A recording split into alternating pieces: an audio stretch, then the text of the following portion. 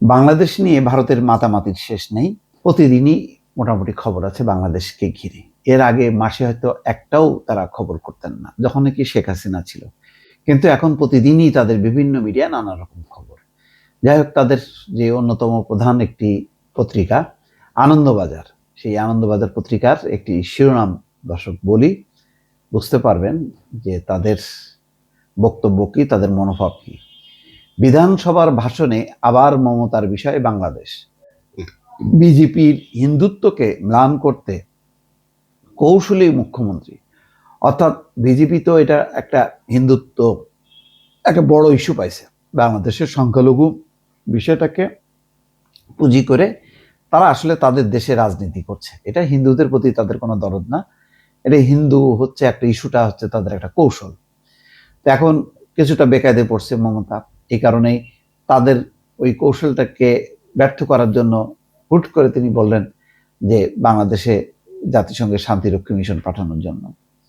সেটা মোদিকে এর মধ্যে ইনভলভ করলেন যাতে মোদিও বক্তব্য দেয়। আসলে এটা তো ছিল একদম একটা স্রেফ একটা মানে ফালতু বিষয়, যেটা আদতে কখনো ধোপে টেকে না, কিন্তু এটা বলে একটা বেশ জনপ্রিয়তা পাওয়া যায়।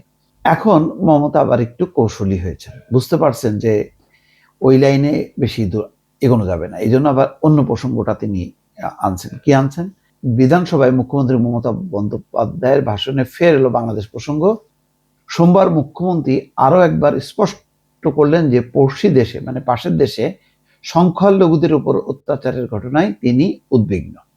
ভালো, বিধানসভায় মুখ্যমন্ত্রী বন্দ্যোপাধ্যায়ের ভাষণে আসলো এটা, তিনি উদ্বিগ্ন। তিনি বলছেন যে একই সঙ্গে তিনি সম্প্রীতির বার্তা দিয়ে বলছেন, দাঙ্গা হিন্দু করে না, দাঙ্গা মুসলমান করে না, দাঙ্গা করে কিছু সমাজ বিরোধী। তিনি আবার সম্প্রীতির কথাও বলছেন, বলছেন যে হিন্দু মুসলমান এরা দাঙ্গা করে না, সমাজ বিরোধী যারা তারা করে। এটা খুবই ভালো। তো সমাজ বিরোধীদের জন্য কি শান্তিরক্ষী পাঠাইতে হবে? এটা একটা প্রশ্ন। অনেকের মতে বাংলাদেশের পরিস্থিতিকে সামনে রেখে রাজ্য বিএনপি হিন্দুত্বের রাজনীতিতে শান দেওয়ার চেষ্টা করছে। ওই অংশটির দাবি রাজ্য বিজেপির সেই কৌশলকে ভোতা করে দিতেই বাংলাদেশ নিয়ে কৌশলী অবস্থান নিচ্ছেন মমতা। সম্প্রতি বিধানসভায় দাঁড়িয়ে মুখ্যমন্ত্রী বাংলাদেশে জাতিসংঘের শান্তিরক্ষী বাহিনী পাঠানোর জন্য কেন্দ্রকে প্রস্তাব দিয়েছিলেন। তার এই প্রস্তাব ঘিরে রাজনৈতিক মহলে শোরগোল পড়ে যায়। বিষয়টি নিয়ে মুখ খুলে অসন্তুষ্ট বাংলাদেশ, অর্থাৎ বাংলাদেশও এই নিয়ে মুখ খুলেছে। সোমবার দুপুরে বিধানসভার শীতকালীন অধিবেশনে যোগ দেন মুখ্যমন্ত্রী। স্বাস্থ্য সংক্রান্ত একটি প্রশ্নের উত্তর দিতে উঠে মমতা বলেন, বাংলাদেশের সংখ্যালঘুদের উপর হামলা হচ্ছে তা দুঃখজনক। তারপরেই বিধায়কদের উদ্দেশ্যে মুখ্যমন্ত্রীর আহ্বান, কেউ উস্কানিমূলক বক্তব্য দেবেন না। মানে তিনি চেক অ্যান্ড ব্যালেন্স করছেন। সোমবার মুখ্যমন্ত্রীর বক্তব্য উঠে এসেছে একটি রাজনৈতিক দলের কথা। তার অভিযোগ, একটি রাজনৈতিক দলের পক্ষ থেকে ফেক ভিডিও ছড়ানো হচ্ছে। এটা কারা? এটা নিশ্চয়ই বিজেপি অথবা আওয়ামী লীগকে উদ্দেশ্য করে বলতে পারেন, এর নাম বলেননি। একই সঙ্গে তার সংযোজন, যারা ভাবছেন এই সুযোগে রাজনৈতিক লাভ আছে তারা জানবেন আপনাদের ক্ষতি হবে।